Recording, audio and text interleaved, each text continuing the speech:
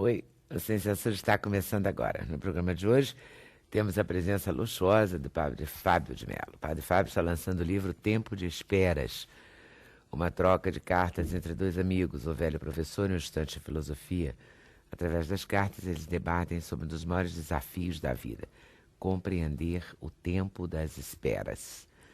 Nós vamos conversar com a arquiteta Silvânia Cambiaghi sobre a acessibilidade de deficientes físicos. Ela, que é deficiente desde criança, vê mais erros que acertos nos projetos de casas, lojas e locais de lazer. A Suzana está lançando um livro que se chama Desenho Universal, Métodos e Técnicas para Arquitetos e Urbanistas, onde ela explica isso, né, para ver se melhora a tal da acessibilidade. E é ela, a acessibilidade, o nosso assunto, com o músico Marcelo Iuca. O Marcelo está chegando aqui no estúdio daqui a pouquinho, é cadeirante, vive o dia a dia das dificuldades devido a projetos que não pensam nos deficientes e também por conta da falta de respeito das pessoas, que, aliás, isso sobra, a falta de respeito.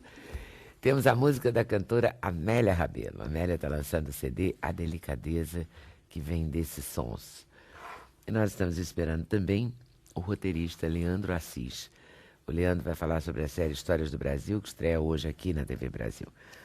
Para a realização desse programa, contamos com a participação de vocês, nossos debatedores fixos, por telefone, por fax, por e-mail ou pelo Twitter. Falando em Twitter, vou começar com o padre Fábio, né? Um twitteiro especial, assim, que eu tenho a honra de twittar com ele de vez em quando. E aí? Com seus tweets tão bem-humorados. E reclamões, eu passo o tempo todo reclamando. Mas o interessante é isso, a reclamação fica leve. Né? É. Leve a quem não está sentindo o peso que você está sentindo na hora do engarrafamento do túnel, o carro do policial parado no lugar errado. Não é muita coisa para reclamar. Mas você sabe que eu acho o Twitter fantástico, justamente porque a notícia fica muito rápida, né? Muito. Então aquilo que é particular ganha uma universalidade assim numa fração de segundo. Isso é interessante porque as pessoas acabam ficando um pouco mais cautelosas também em não resolver o problema que naquele momento está sendo... Na verdade, como são 140 caracteres só, as pessoas não enfeitam muito, porque não dá, né? Então enxuga. Por exemplo, eu estava querendo twittar, estava louco que você entrasse, que eu estava na dúvida se eu viria de terno abóbora, um xadrez com amarelo. Mas como era difícil escrever isso tudo em 140 caracteres, você preferia uma coisa aí eu vim mais sóbrio, eu vim mais sóbrio para não ter tanto problema. Olha, gostei, foi melhor.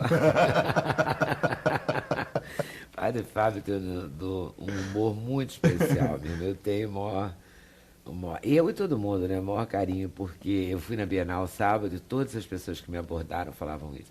Então, segunda-feira, tem o Padre Fábio, pediu para assistir daqui, mas devo esclarecer que não temos espaço, cadeiras, arquibancadas, nada.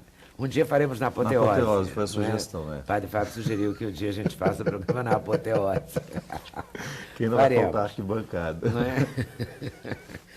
Tempo de Com espera. acessibilidade, gente, promete. Com acessibilidade, claro. Zelaremos por isso. Óbvio. O que é um tempo de esperas? O que são os tempos de esperas?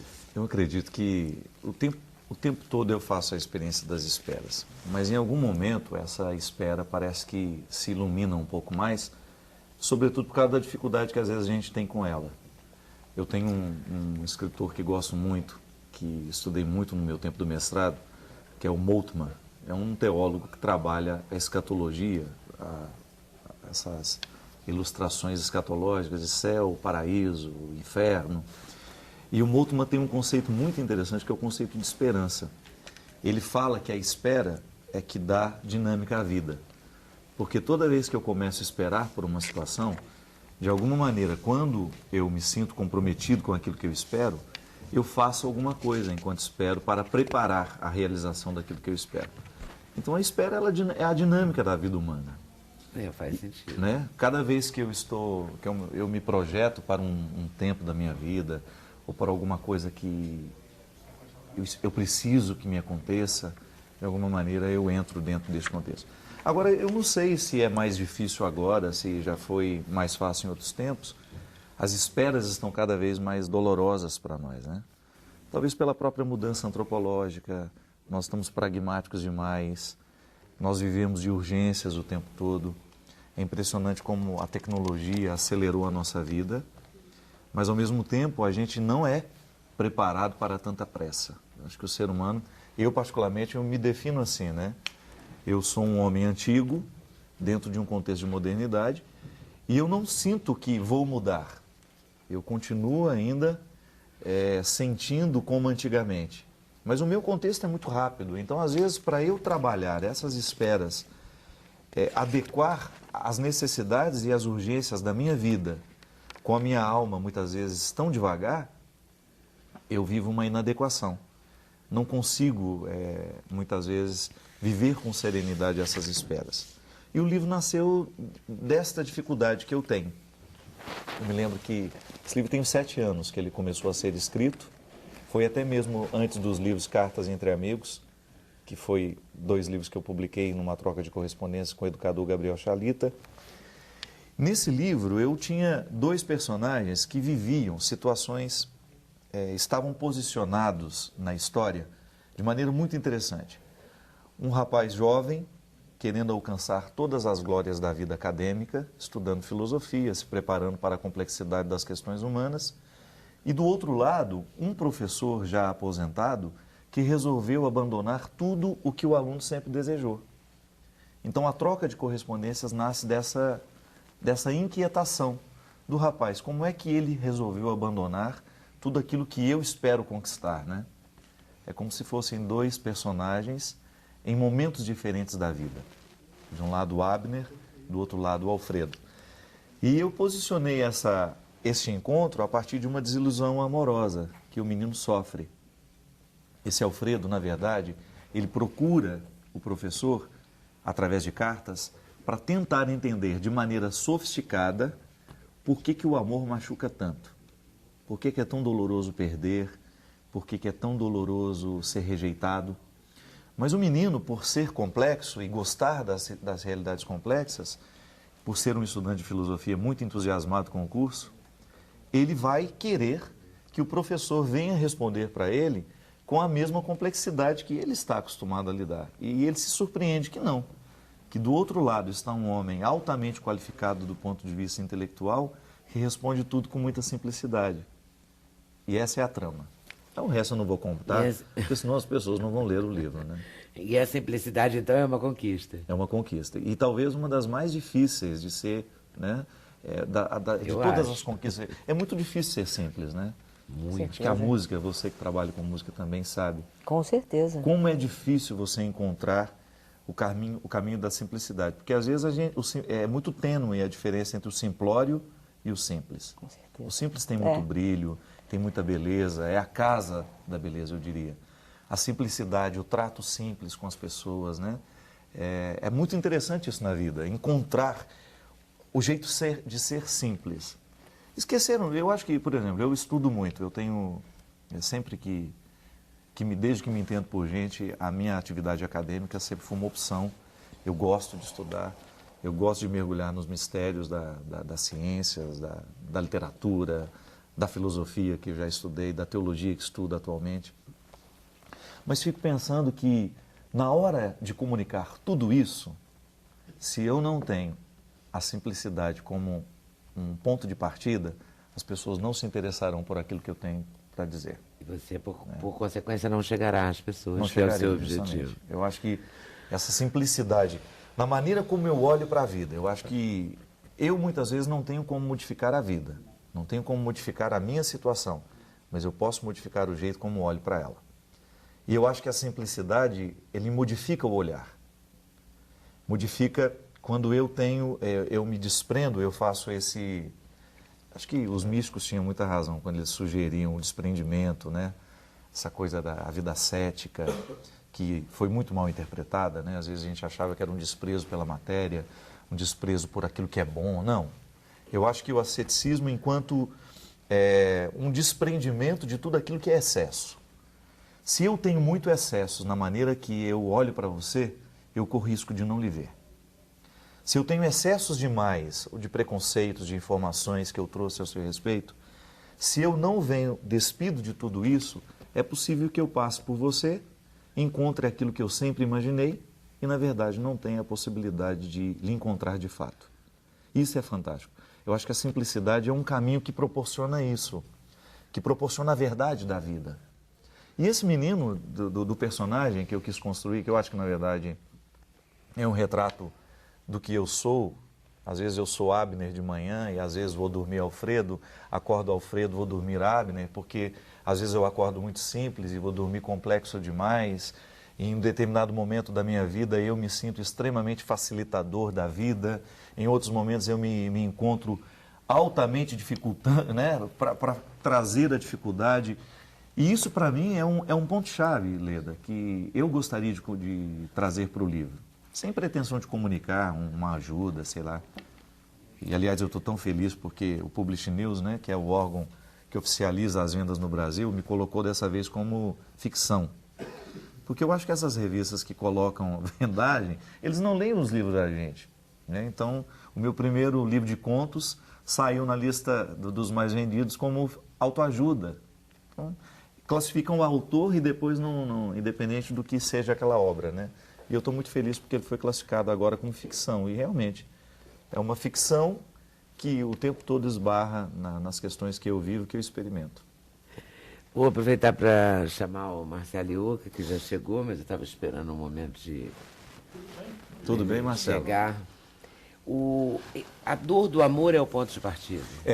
E o menino, na verdade, ele recebe uma informação na faculdade onde ele estudava, porque o menino estuda no lugar onde o professor era o dono da cátedra de uma grande disciplina lá, de uma disciplina filosófica, e ele fica sabendo, através de um professor que era amigo dele, que orientava ele no discernimento dele de um trabalho, que esse professor aposentado havia escrito uma obra chamada A Dor do Amor à Luz da Filosofia. E ele fica muito interessado, porque ele tem uma dificuldade muito grande de ser desprezado, e ele achava que se ele desse uma complexidade intelectual ao fato de ser desprezado, que seria mais fácil superar isso. Então ele não queria o discurso simples, ele não queria aquela coisa, você vai dar conta, esqueça um pouco essa situação, vai se empenhar em outras áreas da vida e de repente você vai assimilar o desprezo de Clara, que é o nome da personagem. E ele não, ele quer ter um contato com esse professor para que o livro, a leitura da obra, venha ajudá-lo a fazer esse encaixe. Porque no momento em que ele é desprezado por Clara, ele se sente deslocado do mundo.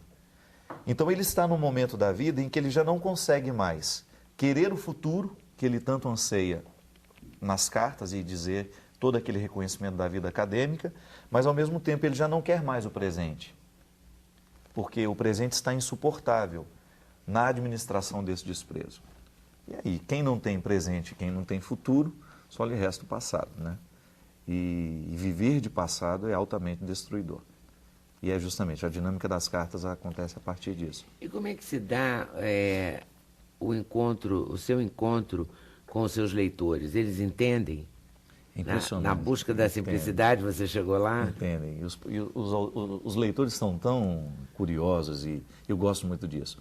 Há um detalhe, por exemplo, nas cartas, em que o menino, nas primeiras cartas, ao descrever a menina por quem ele havia se apaixonado, ele ressalta a cor dos olhos dela, que eram olhos verdes, muito bonitos, muito envolventes. E no final, esses olhos já são azuis. Porque, na verdade, a grande dificuldade dele era justamente em olhar para ela de verdade. Num determinado momento da obra, ele já não se recorda mais do rosto. Porque o pouco tempo que ele teve para estar com essa menina, ela foi uma espécie de objeto onde ele se exerceu nessa tentativa de ser sábio, de aprofundar as questões humanas. Então ele conta que com ela ele estudou o discurso de Platão, o banquete de Platão, e mergulhou nos mistérios da filosofia. Eles exibiam um pouco para ela? Isso, justamente. A menina era o território da exibição dele. Então ele se apaixonou por ela, mas na verdade ele não teve tempo de percebela. Ele se apaixonou por isso ela por vai ele. embora. Isso. Porque por que ela vai embora? Ele recebe um bilhete dela que ela havia deixado a cidadezinha onde eles estavam para ir embora com um florista. Ela a trocou por um florista. É a única coisa que ele sabe do motivo dela ter ido embora. E o que o professor vai propor para ele? Então venha plantar um jardim. Vamos aprender a arma do inimigo, né? Quem sabe você mergulhando no mistério da jardinagem, que é o território da simplicidade, você vem a entender por que ela preferiu um jardineiro, por que ela preferiu um florista ao invés de você. E essa dinâmica o leitor percebe, muita gente. Padre, afinal de contas, os olhos de Clara são verdes ou são azuis? Né? O leitor é muito atento a essas questões. E graças a Deus eu tive assim, o livro foi lançado tem 3 semanas, eu tive um feedback muito interessante, porque eu acho que todos nós, de alguma maneira, temos dificuldades com o tempo das esperas. Justamente por causa dessa mudança antropológica. Né? Não é? Cada vez mais a gente corre e não espera por nada, né? Por ninguém. Eu acho que em outros tempos, quando a vida era um pouco mais artesanal, a gente sabia que você teria que esperar. A espera era uma condição para tudo acontecer. Vocês estavam preparadas para isso, né? Já vinham prontas para essa espera. Você ia fazer uma roupa, você pegava aquela fotonovela, né? Que você tinha desse tamanho, né? Lembra? Lembro. Você via a roupa da artista e você corria. Você comprava o tecido. Comprava os aviamentos, né? Levava para a costureira e aquela costureira começava a fazer a roupa. 2, 3 provas. Imagina que você tem paciência para isso hoje, né? Aliás, outro dia eu estava achando muito interessante, vi na televisão, não sei onde foi, que tinha um documentário sobre profissões que estão esquecidas. E eu tive uma experiência muito interessante, que eu estava fazendo a minha capela agora há pouco tempo, e eu queria fechaduras do século XVIII. Onde arrumar isso, né? Aí tem aquelas coisas falsas, que parece que é, mas não é, e quando você chega perto, porque o que é antigo é bonito, porque é antigo, né? Agora, o que tenta fazer... E aí eu descobri que em Mariana tinha um ferreiro que trabalhava na bigorna com os mesmos recursos do século XVIII. Eu cheguei lá, um senhor muito simples, o Sebastião. Quem me levou foi Hélio Petros, um dos melhores neobarroquistas da atualidade, que estava fazendo umas imagens para mim. E eu cheguei lá, quando eu olhei o lugar onde o seu Sebastião trabalhava, a maneira como ele falava, a maneira como ele me olhava, e eu falei, gente, eu estou diante de um homem que tem 400 anos, sabe? Ele era antigo nos modos, ele era antigo na postura, ele era antigo na maneira como negociava. E aquilo me fez um bem danado, que eu não tinha vontade de ir embora daquele lugar onde o seu Sebastião me atendia. Eu fiquei tão encantado que depois que vi as fechaduras que eu queria, eu comecei a falar, seu Sebastião, o senhor ensinou isso a alguém? Ele não, meu filho começou a aprender, mas ele viu que não dava dinheiro, que não rendia, aí ele desistiu. Eu falei, mas Sebastião, o senhor não pode morrer, o senhor não tem o direito de morrer com essa ciência, né? O senhor tem que viver muito ainda para dar tempo. Eu fiquei com vontade de tirar um tempo da minha vida, ainda que eu não fosse fabricar fechaduras do século XVIII, mas eu fiquei com vontade de ficar lá com ele uma semana para aprender, para passar para alguém que depois tivesse disposição de fazer aquele trabalho. Lida, é um trabalho... Eu pensei, se eu tivesse que fazer uma fechadura daquela, eu precisaria de pelo menos 400 dias, né? Ele faz tudo manual. Ele pega a peça, ele entorta, ele vai fazendo. E quando aquelas fechaduras chegaram, você acredita que eu chorei emocionado? É mesmo. De ver aquilo instalado lá na minha capela, na minha casa. Eu pensei, gente, ainda bem que alguém um dia teve o interesse de aprender o antigamente, né? E eu tenho muito medo, porque essas profissões estão sumidas. Daqui a pouco ninguém sabe mais fazer. Daqui a pouco ninguém mais tem conhecimento disso. Hoje mesmo, e elas vão se sofisticando, né?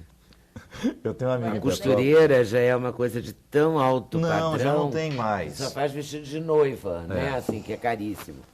Aí vai por aí, o alfaiate. Eu tenho um amigo em Petrópolis, já até contei essa história, o Mateusão, chamei ele de Mateusão. Ele falou assim para mim outro dia, sabe o que eu estou pensando? Eu falei, o quê? Vou aprender a fazer crochê.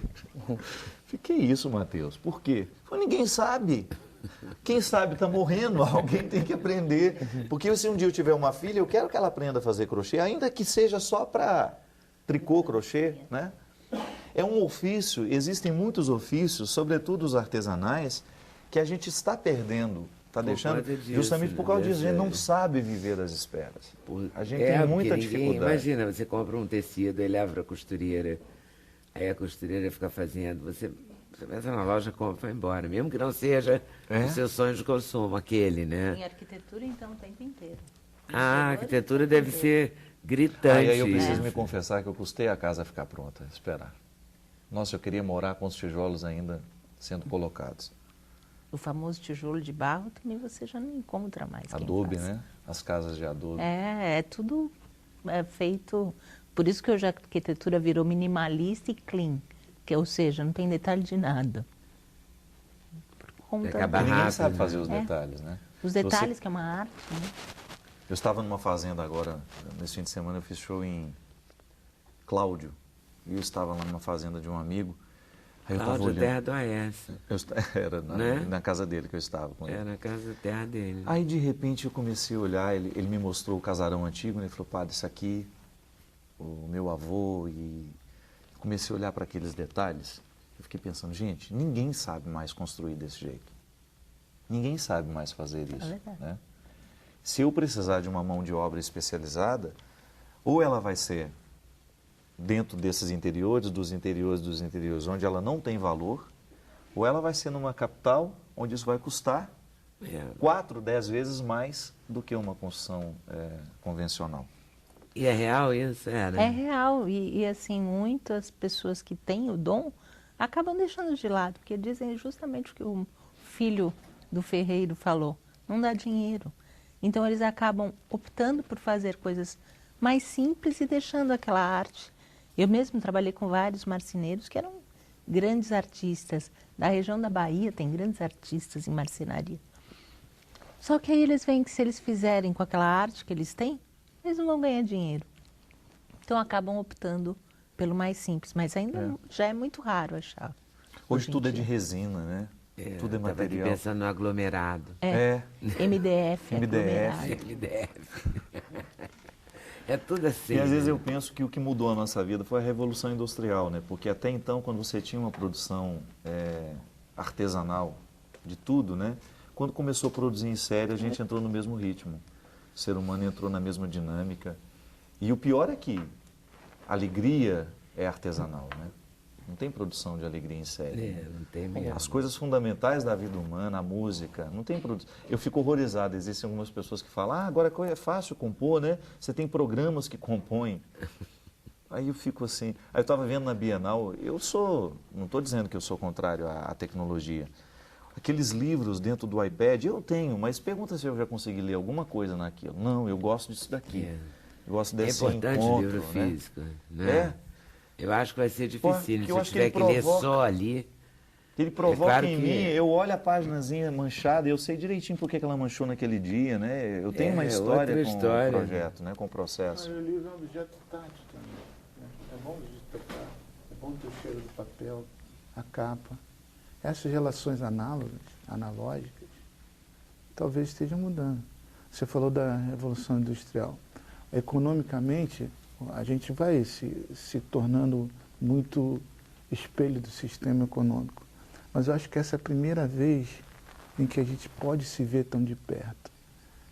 As facilitações tecnológicas colocam a gente mais de perto, mesmo que seja virtualmente. Então, para mim, é interessante que eu possa perceber a proximidade, não só a distância do produzido em série, mas onde está o detalhe. E agora a gente tem essa possibilidade de se ver. Né? Se a música tem um programa que pode incentivar a composição, por outro lado, a gente tem por um clique a gente consegue perceber um sujeito que só faz com voz e violão, ou toca isso é verdade. Ou a gente consegue perceber por um clique também aquele que compõe tecnologicamente, mas que coloca alma, que é o que interessa a todos nós. Né? A poesia da pessoa. Então, eu acho que você está certo, padre. A gente tem que perceber o artesanal, e esse artesanal é poético.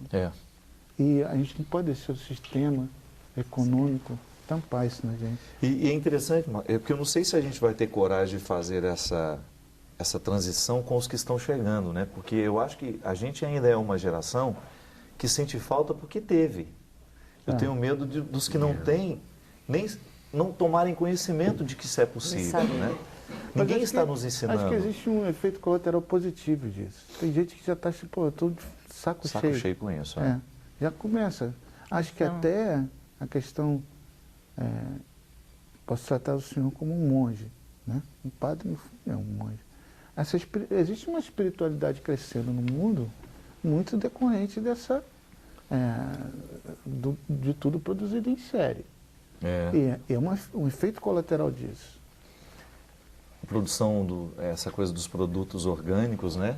Pois é. E você saber que a origem dele é diferente, né? Eu tenho filhos de amigos meus que preferem ouvir vinil, e são modernos, né? Eu também. E têm o conhecimento da tecnologia. Justamente porque tem isso, tem a capa, É o bom, som né? mais quente, você compartilha, olha só. Pegar um CD, né? Abrir, ver o encarte, ler as letras, ver. Essa coisa que hoje já está se encaminhando para um destino diferente, né? Agora, eu estou O mundo está preparando. dando uma volta. toda Eu tô ação preparando- tem uma A gente está reação. voltando a um ponto. Eu acho Sempre que eu Essa estou coisa Tem do uma reação orgânico, a coisa do sempre, mais né? natural. Aqui tem muito médico no Sem Censura e muita nutricionista, e todos falam no prato colorido. O prato colorido era o que a gente comia na casa da mãe, não é? Que tinha de tudo. Não é essa coisa do fast food, dessa... Agora o low food, né? Era o slow food. Slow food. O reaproveitar, o reciclar o almoço para o jantar, isso é coisa de casa de antigamente. Né? Hoje é tudo toque de caixa. Mas está voltando, tem uma tendência mesmo. Muito bom. Porque senão eu acho que a vida vai ficando insuportável, né? Essa coisa. Exatamente. E é isso que vai A tecnologia aproximando. cansa. É isso que vai aproximando. Depois de tanto você comer fora, você fala, pô, eu queria aquela comidinha mais simples. De casa. Essa que é feita com o resto de geladeira. E agora que é interessante, todo mundo querendo retomar algumas coisas, né? Sobretudo essa nossa geração que vive esse dilema de ser moderno, de ter... Eu gosto muito tanto daquela frase do Drummond, né? Cansei de ser moderno, eu quero ser eterno. Agora eu quero ser eterno. E falar em mineiros e Drummonds e eternidades, Juiz de Fora vai ser palco dia 6, num show entre eles, tem Minas. Amanhã estaremos lá. Nós já fizemos esse show no Palácio das Artes, em BH. Aí tivemos duas sessões lá. Amanhã nós estaremos na sua terra. Milton Nascimento e e Padre Fábio no Fábio. Cinema Central, que é lindíssimo. Para mim, um dos melhores teatros do Brasil. É lindo, é? Já cantei Que bom. muito ali e tenho uma satisfação imensa. Amanhã estaremos lá. Com o Milton, vai Com ser Milton. demais. E dia 7 de setembro, Cachoeiro do Itapemirim. Cachoeiro do Itapemirim. Aí sozinho, Aí um projeto E dia sozinho. 14, a gravação do novo DVD. Sai esse ano ainda. Sai. Eu vou gravar um projeto agora chamado No Meu Interior Tem Deus. Aí, voltando à questão, né? Eu estou necessitado mais de passado do que de presente. Aí eu vou regravar grande sucesso da música de raiz. É. É um trabalho bem regional, com uma produção bonita, bastante poética, com textos. né? Entre eles tem Minas, não vai virar um DVD, não? Pois é, eu acho que sim. No que futuro, bom. acho que sim. A gente canta praticamente um repertório do Milton, né? Tem algumas coisas... A gente canta outros compositores populares brasileiros também, mas a base é o repertório do Milton. É lindo o repertório, é um show muito bonito. Deve ser lindo. Ai, que vontade de ir. Pois é, você já está convidado. Ai, meu Deus. O que eu vou fazer para ficar aqui e lá, né? Ai, é isso. A vida Quero moderna, aqui, quero tá lá. Olha só, antes de ir para o intervalo, eu vou falar uma coisa aqui. A partir de hoje, durante 3 anos, o site da Sociedade Viva Cazuza vai ser hospedado pelo servidor da Mercury Phoenix, a empresa do cantor Fred Mercury, do grupo Queen, lembra? Lembra? Vou mostrar. Isso aqui tinha que ser aberto, que eu não vou saber abrir agora. Vai fazer um barulhão. Bom, enfim, não adiantou nada, tá assim, mas isso aqui, ó, que eu não vou conseguir abrir porque não tem nenhum lugarzinho para rasgar, e eu não tenho nada cortante aqui, uma tesourinha ou algo do gênero, que tinha que ter vindo para a mesa cortado, entendeu? Esse grupo, o servidor da Mercury Phoenix, vai divulgar os eventos, campanhas beneficentes que serão realizados no Brasil, e sempre que você puder acessar o site da Sociedade Viva Cazuza, você pode consultar a agenda do que está sendo preparado, porque vai ser uma promoção conjunta das instituições da Mercury Phoenix com a Sociedade Viva Cazuza da nossa queridíssima Lucinha Araújo. E o site é www.sociedadevivacasuza.com.br. Esse aqui é o bigode do Fred Mercury. Dá para mostrar? Quer uma tesourinha? Quero, que maravilha! Ai, nada com uma mulher Não desafia a bolsa de uma Nossa, mulher, bolsa gente. de Olha dobra, que né? barato, amei, obrigado, Lélia. Olha o serviço que a Amélia prestou aqui à produção. Olha o bigode, você pode pendurar aqui. E junto com o bigode tem a bandana do Cazuza. Ó. Pode fazer um Mercury Cazuza ou um Cazuza Mercury, como você quiser. E ajudar a Sociedade Viva Cazuza. Que a Lucinha estava precisando mesmo desse apoio, porque com isso eles levantam fundos para a Sociedade Viva Cazuza, que já atravessa aí seus momentos complicados. Tá bom? Intervalo, voltamos já já. Sem Censura, um programa da TV Brasil.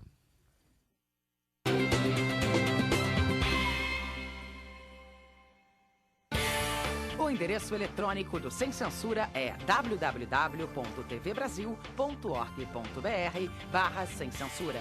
Para participar do programa, o e-mail é semcensura@tvbrasil.org.br. No Twitter, acesse twitter.com/scensura.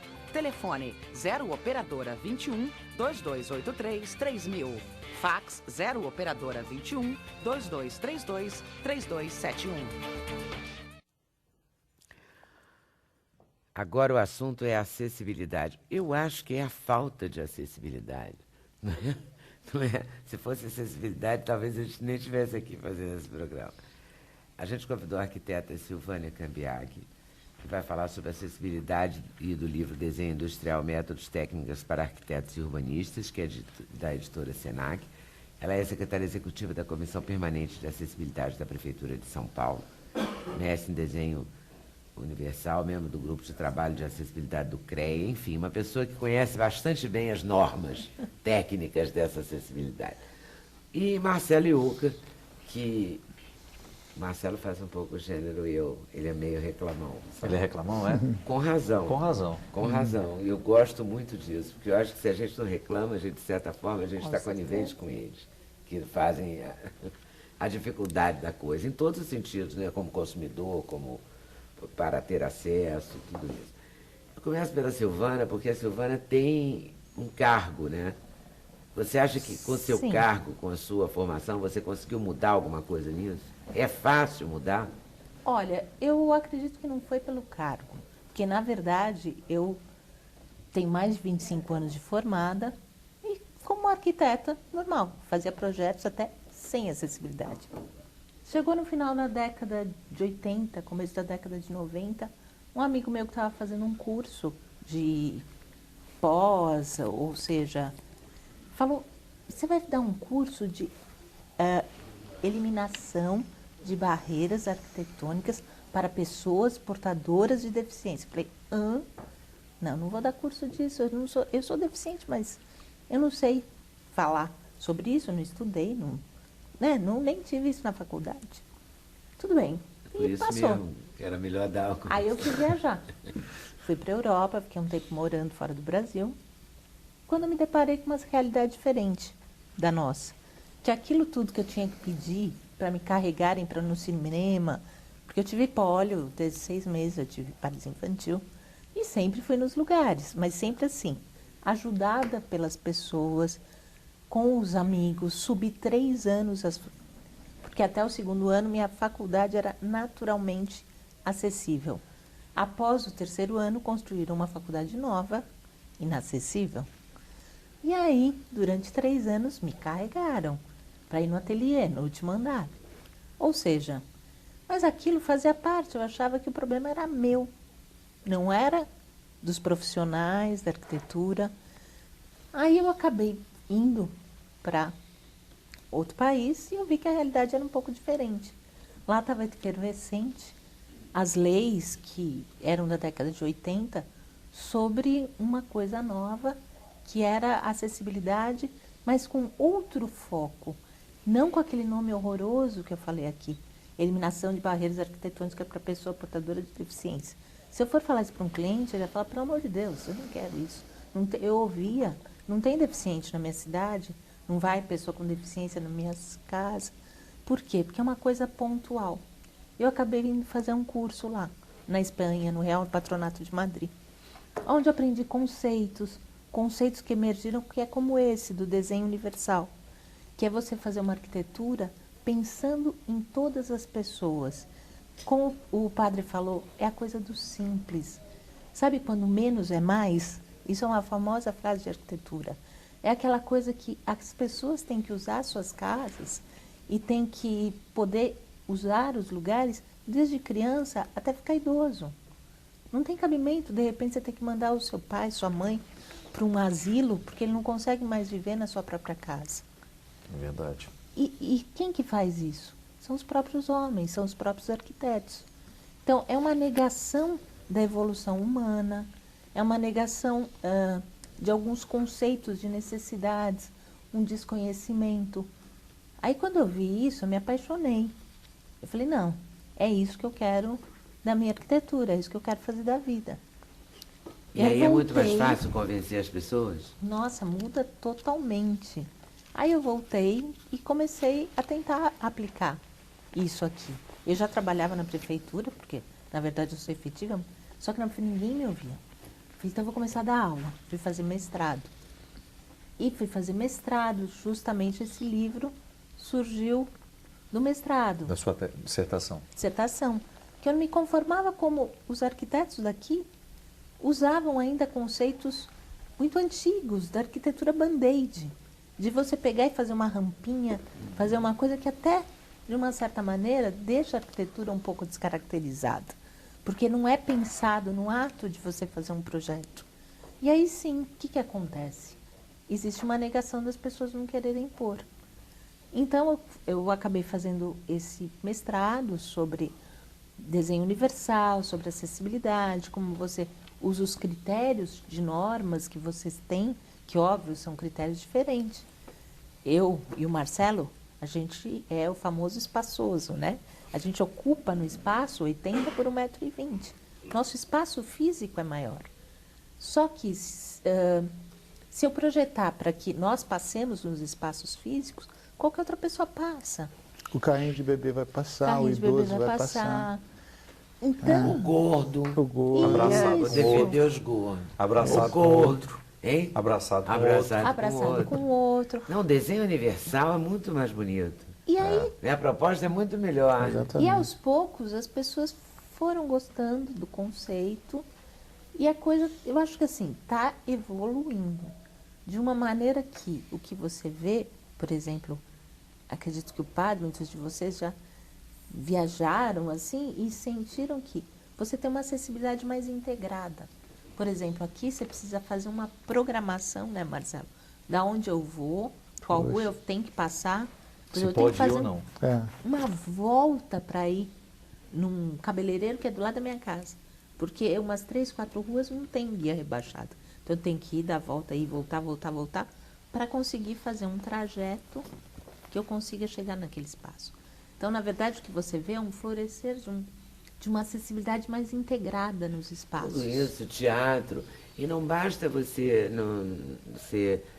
não é só para o cadeirante. Não, imagina. Entendeu? É para todo mundo que tem alguma dificuldade. Uma dificuldade no joelho, um menino com Às vezes o pé temporária, quebrado. né? Às vezes é. a pessoa está Pois com é. uma muleta. Tudo é muito difícil. As todos nós escolas. somos Escolas. Sujeitos a isso, É. claro. É. A questão Escola de ampliou. garoto de segundo grau, Sim, a que questão... toda hora está jogando bola, toda hora está se machucando, todas têm escadarias gigantescas. Não, e ela falou uma, É você falou uma coisa muito inacreditável, como ninguém interessante. pensa. Ela disse uma coisa muito interessante. Às vezes o espaço que a gente habita não está preparado para a gente ficar idoso. Não está. A maioria das vezes, se você pensar em projetos, que se você chamar um arquiteto, muitas vezes ele me fala, não precisa disso.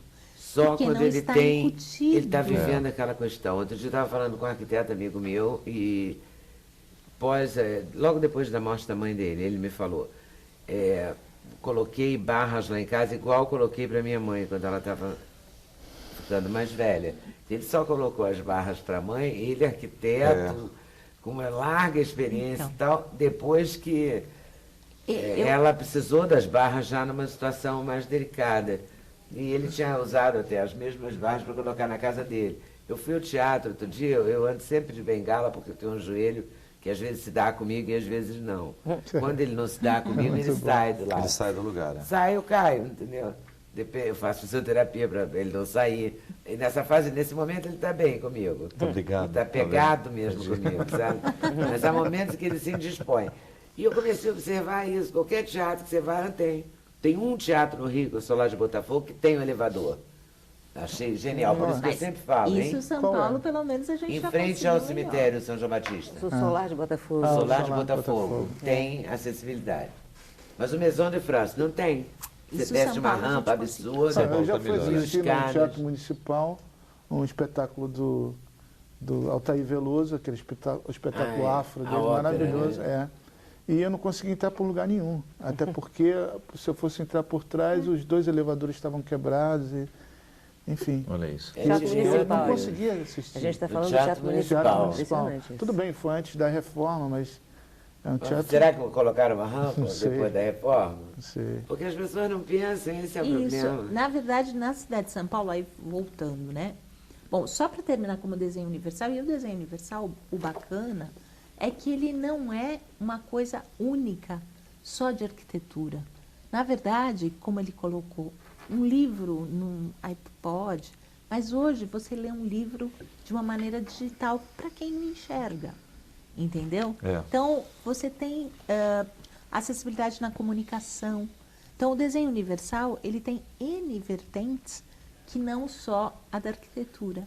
E as pessoas acabaram se empolgando. Mas aí, voltando, existe horas que você fala, o cara tal. É legal, às vezes. Eu sou a chamada, acho que, dona encrenquinha da prefeitura. Porque eu adoro, você sabe, as pessoas são reticentes a mudanças, né? Então, a gente montou em 1996, na cidade de São Paulo, uma comissão chamada Comissão Permanente de Acessibilidade. Justamente pelo não atendimento a uma lei que São Paulo tinha, que dizia que os locais de reunião, teatros, bancos e alguns lugares tinham que ter acessibilidade no prazo de 3 anos. Então, nós chegamos lá e começamos a brigar com o então prefeito da época. Ele falou, tá, mas o que eu faço? Então, vocês me ajudem. Aí a gente montou uma comissão. Na época fazia parte o Marcelo Rubens Paiva, o Edson Passafaro, o Marcelo deve conhecer todo mundo. A Mara está lá ainda? Mara Gabriela? A Mara já é uma pessoa mais atual. A Mara agora é deputada federal. Federal? É. E foi lá e começou a brigar. Mas eu sou da época, acho que das mais... Porque a gente ainda era mais briguento, Mas eu acho que né? tem que brigar muito. Eu também, a eu sou Carmen briguenta, eu te Veiga entendo. brigou, parece que o Copacabana Palace vai na reforma. Ainda não. Ele mas não na é reforma vai acessível incluir ainda? a Carmen parece que conseguiu, que eles vão tornar o Copacabana Palace acessível. Eu estive lá faz uns 20 dias. Não tem acessibilidade nenhuma. Nenhuma. Mas ela está reclamando há um tempão e falando que na reforma, que vai ter uma reforma, eu não sei o que. Sim. E eles tornam muito, também eles, de modo geral, os empreiteiros, os construtores, os donos de casas, dificultam muito essa reforma, porque não é tão complicado assim. Exatamente. Quando o Não menos é. é mais, você fazer acesso é uma coisa simples, não é muito caro. Eu acho que eles têm que entender também que vão ganhar com isso. Porque Claro. eu já vi números tipo 25 milhões de portadores de alguma deficiência. Então, é um número expressivo no Brasil.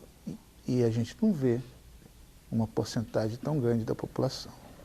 Então, eu acho que a lei de mercado entende uma pressão econômica.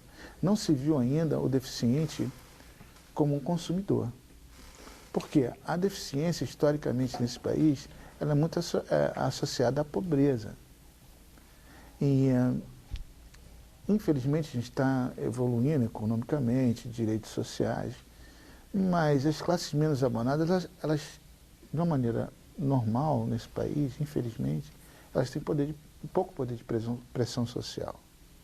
Então, eu acho que por isso a gente tem uma escola de grandes arquitetos, mas que nem esses grandes arquitetos ponderaram isso. Eu me pergunto, será que não é, na época que se construiu Brasília, não tinha tantos deficientes? Existia. Não existia, era uma visibilidade desse problema. Então, por exemplo, você vê aquelas rampas em Brasília, aquelas rampas enormes, elas têm um outro motivo social, que era a visão socialista de que o povo poderia entrar pelas planárias adentro. Mas não então, tem corrimão, inclusive. não, você entra lá, não tem corrimão, e quando você entra, agora já tem algumas mudanças, mas de uma maneira mais corriqueira, você entrava em prédios públicos e não tinha acessibilidade nenhuma. Se chamava prédio público, hein? Oi? Olha a incoerência. Prédio público. Prédio público, porque não Mais considera... privado público. impossível, né? Mais Não privado considera- impossível. Em última análise, quando você fala isso de um prédio público, como teatro municipal, como muitos prédios em Brasília, isso não está considerando nós como público. E nós estamos ali. Acho que o que está Isso mudando... fazia algum sentido É antigamente, invisibilidade, né? porque as pessoas, não fazia sentido apoiando, não. Mas antigamente, por exemplo, as pessoas com deficiências em geral não saíam. Eram meio guardadas, era pior do que é hoje no sentido dentro da própria família, que eu estou querendo dizer. O olhar. Por exemplo, uma Modificou criança... um pouco, né? Isso melhorou. Acho que melhorou Sim, bastante. uma Ficava criança no com quarto síndrome de de fundo. Down, ficava no último quarto da casa e não vinha à sala. Às vezes não sabia que existia aquele filho. Então, né? e aí ignorava-se aquilo. Então, o que você não vê, sabe, você não trabalha a favor. Essa visibilidade tem que ser mais trabalhada para ajudar. Mas eu acho que isso... Mas isso já vem muito... Como o Michael Moore diz, o capitalismo ele não é democrático. Se a gente for botar no papel, ele é quase criminoso. Então, nesse sistema econômico, ele entende o poder da pressão do dinheiro. Então, hoje já está assim, pela construção dos automóveis, as motos, a violência social, ela não está só isolada no gueto. Todos esses problemas estão produzindo, infelizmente, novos deficientes de outras classes econômicas. E esses têm um poder maior de pressão. Esses estão viajando a trabalho, então falam, opa, esse avião, não existe um avião, pelo menos no Brasil, que tenha banheiro para deficiente. Olha, no caso de eu como músico, eu procurei no mundo todo um instrumento que fosse adaptado a mim. Não, você sempre se adapta a algum instrumento, mas ninguém pensou nisso. Então, eu acho que ainda não se pensou nisso, porque não tem, olha aqui, eu quero um carro assim, eu vou pagar por isso. Essa pressão econômica é que faz girar. Modifica. Agora, eu quero ir mais profundamente. Eu quero ir no direito e na relação pessoal. Porque se for só com pressão econômica, a evolução pode até existir. Os direitos podem até acontecer. Mas eu não quero que seja por essa mão. Eu quero que seja pela uma mão mais humanizante. Claro. Então, por isso que eu acho que eu tenho 10 anos de cadeira de roda, eu me tornei cadeirante. Agora, Por conta da violência urbana. Por conta da violência urbana, que é um problema que, em última análise, eu não gerei. Eu não estava andando de moto sem capacete, eu não estava andando de carro com uma velocidade incrível, eu não estava portando uma arma de fogo. Então, olha... Você foi assaltado? Foi assaltado, foi uma tentativa de assalto, que ninguém falou isso é um assalto. Eu entrei na rua e começaram a disparar. Então, qual é a responsabilidade do Estado com isso? Qual é a responsabilidade do Estado? E qual é a responsabilidade que eu tenho que ter em cima do meu caso? Olha, eu acho que se eu tenho alguma visibilidade, eu tenho que estar falando aqui dessas coisas. Me interessa vários outros tipos de problema social. Quem conhece um pouco mais a minha música sabe que eu falo muito sobre negritude, sobre violência urbana, mas essa me abraçou. Não foi uma opção minha. Não é uma opção nem de intelectual, nem uma opção religiosa. Isso foi de encontro a mim. Eu não posso negar isso. Então, eu acho que se eu deixo de falar sobre um problema desse que está ali na minha porta, eu não estou sendo passivo só com a minha situação. Eu estou com aqueles que não têm tanta visibilidade, que não podem estar aqui com você. Então, tem que cumprir esse papel. Marcelo, você comentou uma coisa, por exemplo, o poder econômico fez com que países como Estados Unidos e Canadá se transformassem rapidamente. A primeira rampa para travessia de pedestres com deficiência, vai. Eu falo que é rampa de travessia, não é para pessoa com deficiência. Porque quando eu estou naquela rampa, eu brigo para conseguir um espaço. Todo mundo quer ir pela rampa, né? Ninguém quer ir pelo Ela é mais degrau. confortável, né? Então, ela nos Estados Unidos, a primeira foi em 1973. E hoje, você vai nos Estados Unidos, é tudo, não vou... Mas a postura, quando você chega nos Estados Unidos com algum defeito, algum problema, ou porque é idoso, ou porque está temporariamente... Eu conheço mais pessoas que estão temporariamente incapacitadas do que... Eu nunca viajei com o Marcelo, mas já viajei com pessoas que estão na cadeira de roda temporariamente. O que acontece? Nos Estados Unidos você tem outro tratamento. Na Europa também. Pois é, as companhias aéreas te tratam de uma maneira muito mais generosa. Mas é muito pela pressão econômica. Mas eu acho que o Marcelo tem razão, é a pressão econômica, que é o consumidor que ele tem lá. O americano está cada vez mais gordo. Então ele está cada vez mais necessitado desses mecanismos de transporte. Mas eles até tratam de outra maneira. A pessoa, se não tiver, ela aciona. Existe, quando começou... Aciona o Estado e o Estado tem exatamente, que quando responder. Começou, são os processos. Existiram pessoas, no início da acessibilidade dos Estados Unidos, que até se fizeram, porque eles iam a um lugar.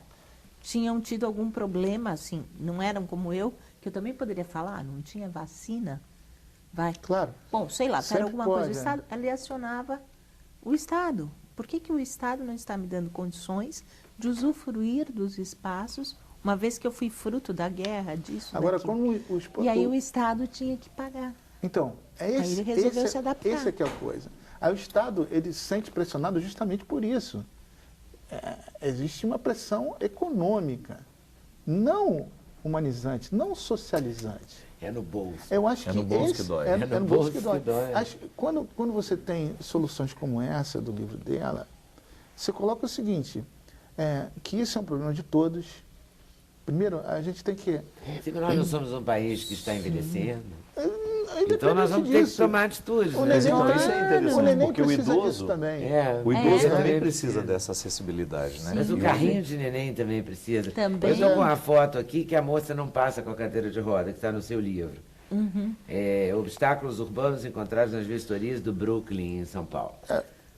E que também não vai passar o carrinho do bebê. Não vai passar. E nem não o vai idoso passar vai ter, o idoso, não vai passar ninguém. O banheiro maior também serve ao bebê, serve ao idoso. O banheiro no mesmo plano que você no mesmo está. Plano. Tem um restaurante que eu gosto, por exemplo, e toda vez que eu vou, tem um em Belo Horizonte que eu adoro e que eu só não vou mais. Tem que subir escada para ir ao banheiro. E escada, quando eu falo escada, não estou falando de 2, 3 degraus. Estou falando de uma escadaria. 20 degraus e íngreme. Para atletas, assim, né? Para atleta mesmo, assim. Ela falou sobre a arquitetura aqui no Rio também tem uma lei no Rio. Eu gostei dessa que manda você expressão. ter não é bem? o banheiro no mesmo plano do restaurante. E não é cumprida. Não. A gente tem uma Constituição maravilhosa. A Constituição brasileira em relação a isso é linda, é bonita, é exemplar. Só que esse é o grande problema. Nada se faz valer. Ela falou sobre a arquitetura band-aid. Isso é interessante para mim, porque muitas vezes eu acho pior a rampinha que colocam do que o degrau. Porque assim, eles colocam uma rampa íngreme e falam assim, bom, tá aí a rampa, agora é com você. Não, amigo, você pode chamar o Hulk, que ele não consegue subir aquilo ali. Eu quero uma rampa, não despenhadeira. Exatamente. Mas uma montanha. Uma rampa, porque essa rampa, ela, em última análise, ela faz todo mundo dormir bem, assim, né? Olha, desculpa, eu botei... já está aí, né? Agora... Olha, mas aí já é outro problema. Se a rampa não te serviu, esse problema passa a ser seu. Não meu, porque eu botei a rampa. Na verdade, eu faço uma brincadeira quando dou aula muito com o pessoal, de colocá-los, diz que o arquiteto nunca volta ao local do crime. Né? Então, eu coloco ele nas situações, com uma venda para simular uma pessoa que não enxerga, uma cadeira tal, para usufruir do espaço que ele mesmo projetou. Uma vez eu fiz isso com um pessoal que tinha feito o projeto de um banco tal. Gente, o cara não conseguia mexer no caixa eletrônico que ele mesmo tinha feito, ou subido a rampa que ele mesmo tinha projetado. Então, isso é importante. Eu acho que são vários fatores. Você tem a fator da formação, que a gente teve uma formação muito fraca nessa área. Você sabe a história da arquitetura como um todo, ou você ainda tem aquele misticismo que lugar é tombado, não pode adaptar. Não existe isso, gente. Você vai no Coliseu, você conhece o Coliseu inteiro, a Arena de Verona, eles fazem faixas nas ruas da Itália para você conseguir chegar no Panteão, acesso em tudo quanto é canto. E aqui, às vezes, falam para você, não, é tombado. Sim. uma Gente, mas boa não tem luz desculpa. elétrica, Acho que não Essa tem desculpa é banheiro. tombar das cidades históricas mineiras. Aliás, para tudo, né? Ela Não, dificulta uma série de coisas. Sim. Não, é assim, e às vezes nem chega ao patrimônio o projeto. Ou seja, quem está fazendo o projeto já fala, não, é tombado, não vai poder. Então, nem chega a dizer que é um preconceito do patrimônio. Porque se chega um bom projeto, como chegou em várias cidades da Europa, eu duvido que pessoas sensíveis que trabalham com patrimônio, geralmente são artistas, Não precisa não ser aceitam. cadeirante, não precisa ter dificuldade de locomoção nenhuma para descer da calçada de qualquer rua do centro da cidade do Rio. Vou falar de Juiz de Fora, porque eu sou de lá, vou lá. Fui lá sábado retrasado. O tamanho da calçada. Como é que chama? Lá em Guia. Minas chama passeio. Meio fio. Aqui Guia. chama calçada ou meio fio Lá é ou guia. Guia. Ou guia Guia. em São Paulo. É dessa altura, quase 30 centímetros. É impossível para quase todo mundo. E além disso, se você pergunta uma coisa desse tamanho, deve ser muito mais cara, né? Deve, Além de né? ser Além útil, disso, deve custar muito mais, né?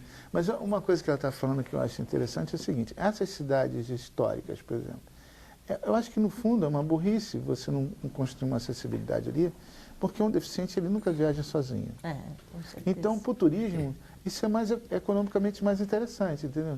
Então, fica uma coisa que não traz utilidade e também é economicamente burra, né?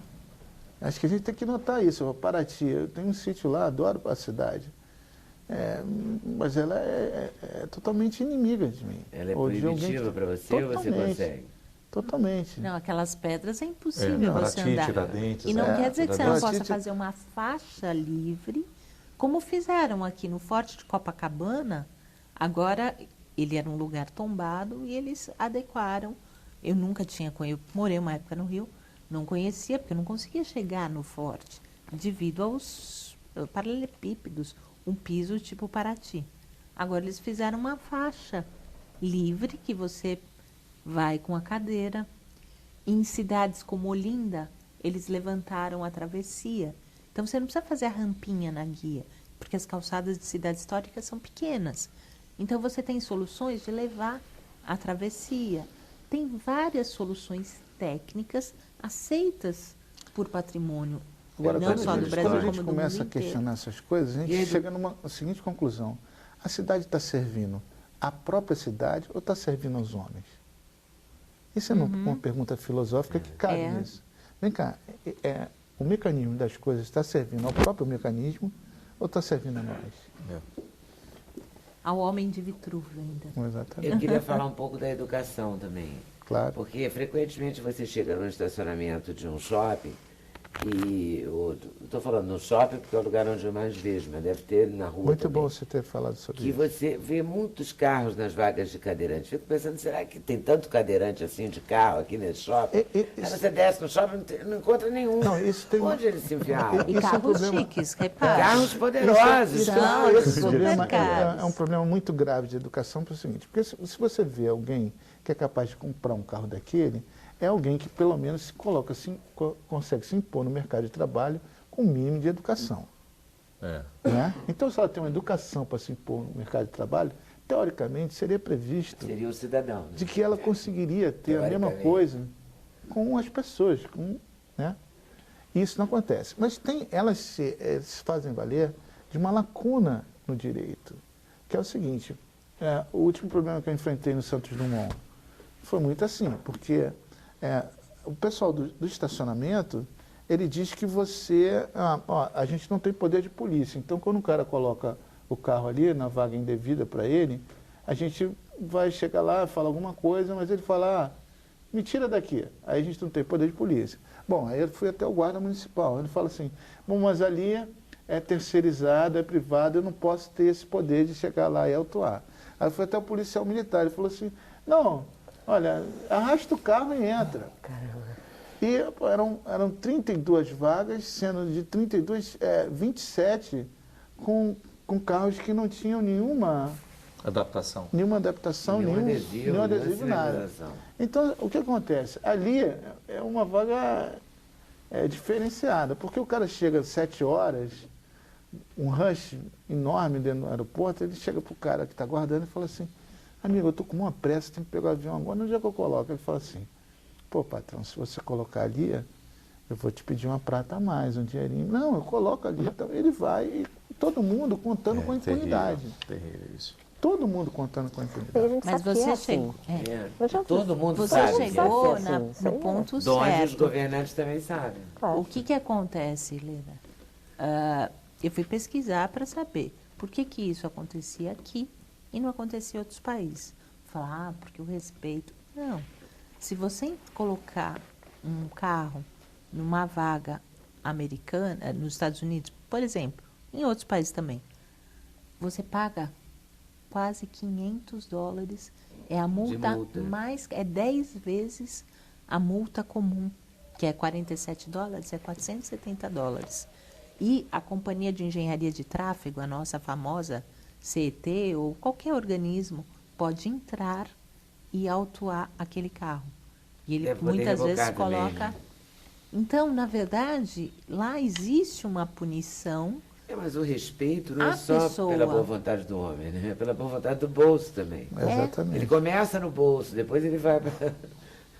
Exatamente. para a consciência. Infelizmente, é muito triste. Eu Contar só achei com a que consciência fosse. é complicado. É porque não é só o Mas- preparo das cidades para que essa acessibilidade aconteça. É o preparo das É uma questão de pessoas para lidar com cidadania as cidades mesmo, também, né? né? Uma questão de cidadania. Ainda ontem Tem que ter estava o dando uma preparo do palestra. homem, né? É isso, estava a dando- cidade é para a cidade Para ou pro ela homem, mesma né? ou para os Eu homens? estava dando uma palestra ontem em Aracruz, palestra para professores, e eu falava sobre isso, que a gente vê esse desenvolvimento econômico, essa animação toda do Brasil em alcançar, né, em ser grande, mas eu fico pensando que, para nós, o avanço tem que ser humano, porque não adianta nada o país estar preparado para ser uma grande potência se a gente continuar com essa imoralidade prevalecendo e com esse ser humano, muitas vezes, tão indisposto às regras, tão indisposto à disciplina.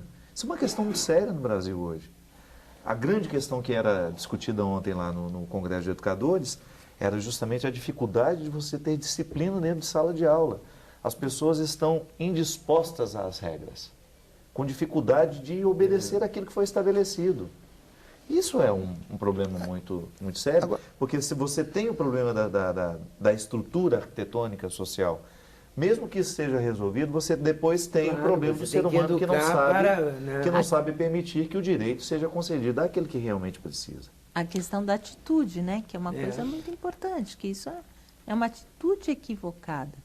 E, além disso, depois você tem a impunidade. Então, você tem somatórias É isso, que não acabam acontece gerando um certo... Toda Não vez que você acontece sai, nada você quando o fica... sujeito chegou às será que 7 eu vou horas da conseguir manhã, chegar colocou onde o eu carro quero? na vaga de Nada. cadeira. Ele Você, vai- você já sai tenso, Ele né? vai Você já contando sai de com casa isso. tenso. Ele vai contando com isso. Por sua vez, o policial dali que já está com o esquema também conta com isso. O guardador do automóvel também conta com isso. Ah, é terrível. Eu acho que a saída ainda é pela educação, sabe? Eu acho que a Saída saída sempre pela educação. sempre a educação. Mas Então aí esse eu crescimento esbarro no- econômico, que crescimento é esse? A gente cresce quando a gente fica realmente melhor. Então eu acho que E não é todo- só ter mais. não né? é só ter mais. É ser. É ser melhor, Mas é né? justamente, porque Claro. você pode até ter um avanço econômico. É igual quem fica rico, mas não tem cultura Não ou fica não tem uma necessariamente capacidade. educado. Justamente. Exatamente. Falta um processo de educação até para saber lidar com o dinheiro que tem, né? Com as escolhas que fará para utilizar Então, bem aquele se a dinheiro. gente for Dinheiro. pensar num país como um cidadão, será que ele está fazendo essas escolhas? Será que o cérebro dele, que é um regente, está fazendo essas escolhas? Essa é a minha pergunta. A gente está vendo o capital entrando cada vez melhor. Nunca vivemos uma época assim. Mas se a gente não colocar para lá direitos como o nosso e como tantos outros, vão estar Tantos equivocados. direitos. Porque é a educação que faz a gente valorizar o lado humano. É que faz a gente perceber que aquela vaga não é para mim. Olha, o que eu já vi de gente boa, ou de gente de bem, ou melhor, de gente de bens, É. é inacreditável. Se eu Nem fosse falar sempre a os pessoa nomes de bens aqui, é de bem. você ia falar, não, ela não faz isso. Faz, ele faz e ela faz. Tem uma propaganda, acho que é do Chile, que é muito interessante, que eles foram, é uma coisa meio documental, eles vão para um shopping, que geralmente isso acontece no shopping, e aí quando a pessoa coloca o carro numa vaga de deficiente e sai, eles falam, vão correndo um monte de gente, falam assim, milagre, você está andando. Você está dando, olha. Então, essa reversão de expectativa, deixa a pessoa envergonhada. Tem outros que fizeram aqui no Brasil que o cara coloca assim, a cadeira de roda na vaga de um automóvel e coloca uma plaquinha. Olha, eu volto já, só um minutinho, você pode esperar? Os motoristas ficam irritadíssimos, jogam as cadeiras para lá, brigam. Quer dizer, quando você faz a reversão, ninguém atura. Como é que terminou essa sua história, hein? No aeroporto? Você ficou quantas horas? Como é que foi o desfecho disso? Eu fiquei 4 horas lá. E quem resolveu esse assunto? Não foi resolvido. A única coisa que a gente pôde tirar disso foi que o fato tem uma visibilidade. Eu vi. Mas a única coisa, olha, tinha um carro que entre uma vaga de deficiente e outra, tem uma zebra, que é para você poder manobrar com a sua cadeira de roda, né? Então, teve um carro que colocou entre uma vaga e a outra. Mesmo que ele fosse deficiente, ele estaria totalmente errado. E ele não era. E era um carro de posse. Então, colocou ali... Ele não sairia da vaga. Mas aí ele sofre da pior deficiência. Ele sofre da pior deficiência que um ser humano pode ter, que é a deficiência moral. Né? É a pior de todas. É a que mais dificulta as relações humanas. E é a que mais me machuca. E é a que mais me machuca. Porque você vê, se ele não é apto para respeitar isso, o que ele é apto a respeitar de fato? Mas pensa uma coisinha. É ele, mas existe uma cumplicidade geral. Total. Porque se você pegasse uma pessoa, uma criança dirigindo naquele estacionamento, criança pode dirigir dentro de algum lugar fechado? Não pode. Né? Mas em 10 minutos não ia aparecer polícia, ia aparecer tudo, porque ela ia estar infringindo uma regra. Como? Uma criança? Agora, um carro numa vaga de deficiente, deixa pra lá, puxa o carro. Olha só, eu vou ter que ir para o intervalo, mas eu volto. É praticamente uma ameaça. Então, Sem Censura, um programa da TV Brasil.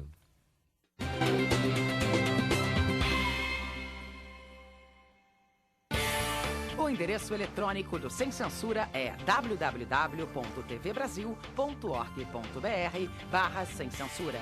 Para participar do programa, o e-mail é semcensura@tvbrasil.org.br. No Twitter, acesse twitter.com/scensura. Telefone 0 operadora 21 2283 3000. Fax 0 operadora 21 2232 3271. Amélia está festejando 4 décadas de carreira. Em 2012 ela completa. E aí está lançando um 5º álbum solo. Adorei o título. A Delicadeza que Vem Desses Sons. Arranjos de Cristóvão Bastos e produção de Luciana Ravelo. Essa família, né? E esse título é muito lindo. Né? Pois é, essa coisa de escolher nome de disco é sempre, eu acho difícil, sabe? Porque, na verdade, quando eu comecei não tinha isso, os discos não tinham nome, né? Era o nome da pessoa e pronto, né? Mas aí foi difícil. Mas tem uma música que está no disco, chama Velhos Chorões, que tem uma frase na música que é essa aí. A delicadeza que vem desses sonhos. Então eu levei semanas para conseguir ter essa ideia, mas acabou sendo uma ideia bacana. Também gostei. O projeto gráfico também bem bonito. Tá lindo, né? Não tá bonito? Pois é familiar também. De quem? É da família também, de uma sobrinha minha, Ali Rabelo, e de minha filha, Vitória Rabelo. Também. Essa família é incrível. E essa música que tem a frase é da Luciana com Paulo César. Da Luciana, minha irmã, com Paulinho Pinheiro. Muito bom. E aí tem muito Paulo César Pinheiro, né? Sempre tem, desde também, sempre. Não é? É engraçado, eu postei no Facebook essa semana, para mim, o maior compositor vivo do Brasil. Também acho. Eu achei esse... É brilhante. Ele é fantástico. Esse homem é... A poesia na música hoje... É incrível. Sempre Tudo foi, que ele mas fez. acho que hoje tem Paulo César Pinheiro, né? É incrível. Poesia na música. Então... Tem uma música que chama Voz, que é maravilhosa. Abençoada a voz Isso, do ser que canta. isso mesmo. Gravação do Newton, né? Com Olivia Raine. Então, aí é isso. Quer dizer, eu demorei um pouco para fazer esse disco. O anterior foi... Já tem 9 anos. Foi um disco que eu fiz com as músicas do Rafael, meu irmão. Todas as Canções, era o nome do CD, que era um disco com as músicas dele, tocadas por ele, cantadas por mim, num show, enfim. Era para celebrar mesmo essa parte da composição do Rafael. E aí fui demorando para fazer, mas assim, de propósito, né? Porque eu quis mesmo esperar mais um pouquinho. E aí acabamos fazendo um disco bem interessante, porque tem uma soma aí dos antigos com os novos, né? Quer dizer, tem música de Ataúfo Alves, de Radamés Inátali, e tem do Julião Pinheiro, que é meu sobrinho, filho da Luciana e do Paulinho. Tem da Ana Rabelo, que é minha sobrinha, filha da Luciana e do Paulinho. Quer dizer, aí tem uma mistura de muita coisa. E essa mistura de gerações, que eu acho que para nós, para mim, é muito importante isso, sabe? A gente saber que está passando isso para os mais novos. Se vocês ficarem só na família, já faz um trabalho, né? Não sair da família, né? Já Ficar tem ali. muita gente, pois é, mas é bacana que a gente tem também um trabalho interessante lá na Escola Portátil de Música, que aí, nesse disco tem algumas pessoas de lá, aliás, quase todos, quer dizer, tem Cristóvão que fez os arranjos e está tocando, e é professor também da Escola Portátil. Esse nome é muito bom, Escola Portátil de Escola Música. Portátil de Música, é porque ela tinha uma ideia, era que ela caminhasse mesmo, sabe? Não ficasse só parada num lugar. E teve uma época que foi assim mesmo. Tinha em Ramos, tinha, e continua tendo, quer dizer, agora a gente tem, em vários lugares, funciona ali na Unirio, na Urca, aos sábados, né? Porque a gente precisa desse espaço grande, são quase 1000 alunos e só funciona aos sábados, né? Escola Portátil. É uma escola de música popular, quer dizer, que ali se ensina todos os instrumentos e o canto também, né? Então, a gente tem aí nesse disco os jovens tocando. Quer dizer, tem o Cristóvão, tem a Luciana, tem o Celcinho Silva, mas tem os meninos da escola. Tem o Julião, tem a Ana, tem os ritmistas, tem novos violonistas, o Glauber Seixas, que vai aqui mais tarde tocar comigo também. Enfim, é bacana essa coisa de somar, sabe? De somar e ver que tem gente que continua fazendo essa música que a gente gosta e que faz há tanto tempo. E o Julião e o Glauber que vão tocar com você? Vão tocar. Os dois? Os dois. Oba. 2 violões. Eu acho que alguém contou errado esse tempo desse programa. Porque está acabando? Pô, tá acabando, não é inacreditável? É inacreditável. Erraram. Aliás, erraram o tempo e o rapaz que vinha falar do História do Brasil não veio. Mas é o seguinte, o programa é uma parceria da TV Brasil com a Conspiração Filmes, a revista História da Biblioteca Nacional, tem direção do Arthur Fontes, é uma série de 25 docudramas, com 25 minutos cada um, que narram fatos ocorridos desde o primeiro contato dos índios com europeus. Enfim, são entrevistados professores, historiadores, e vai acontecer hoje às 22 horas, descobri, aqui na TV Brasil, chama História do Brasil. É uma série, ok? Então, intervalo, voltamos já com a nossa Amélia Rabelo, acompanhada pelo Julião Rabelo e pelo Glauber Henrique Seixas, para cantar pra gente Tempo Perdido, né? Já a gente volta. Sem Censura, um programa da TV Brasil.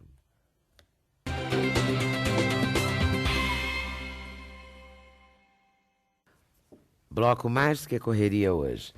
Olha, a boa notícia nessa questão da falta de acessibilidade, vamos chamar assim, é que o livro da Silvana, o Desenho Universal, está sendo usado nas faculdades de arquitetura, né, nos cursos de arquitetura e urbanismo.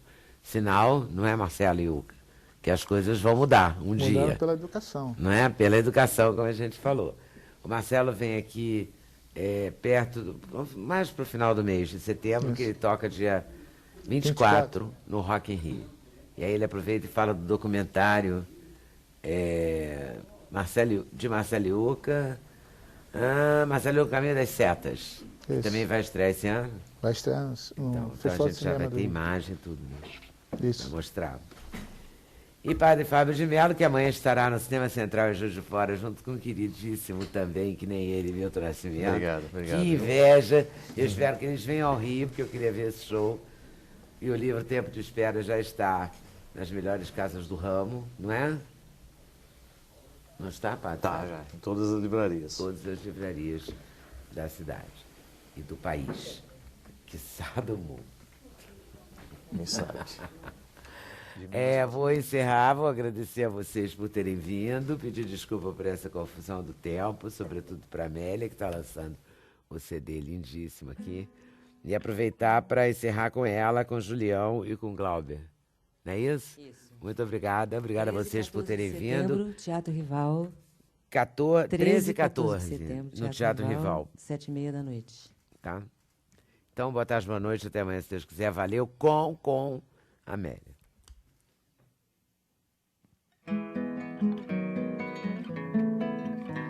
Os antigos deixaram comigo só sentimentais paixões, as serenatas, os choros, saudades, serenos, saraus e serões. Meus cantos são vibrações, são ecos, são só ressonância das mais belas e eternas canções que eu ouvia na infância. O passado caminha ao meu lado e me ensina a não ter ilusões, sem desprezar os tempos modernos, os tempos eternos é que são bons. Por isso eu quero exaltar os antigos e seus fundamentos, com esse